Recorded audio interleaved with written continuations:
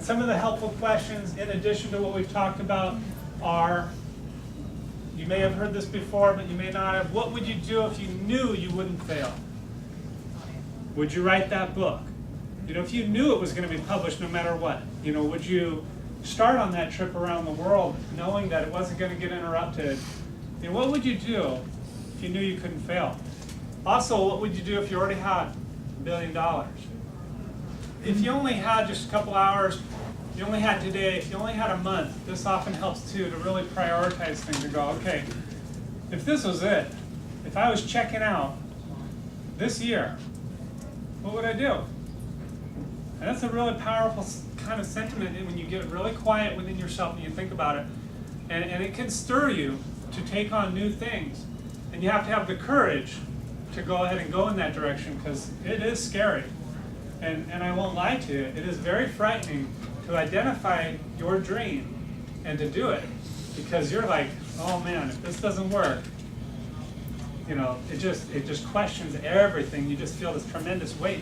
But I do recommend that you do it anyways, because if you have a mishap, if you have a mistake, whatever, you just get up and you keep trying again, doing different things. It's happened to me.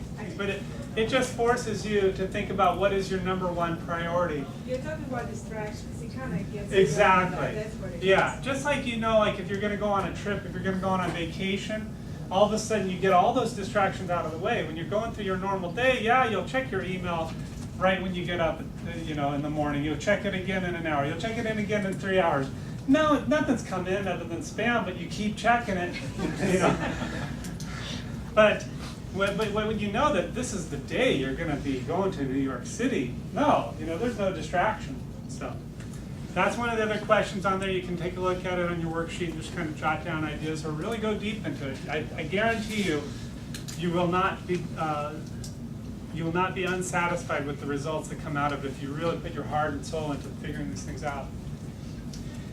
As you develop these pictures, you got to make them super specific. And that really combats a lot of what we were talking about before. You know, I would like to be rich. You know, I would like to be happy. You know, no. I would like to be sailing the Mediterranean on my yacht. You know, or I would like to be a billionaire and have that tennis court in the national park and the wildlife refuge.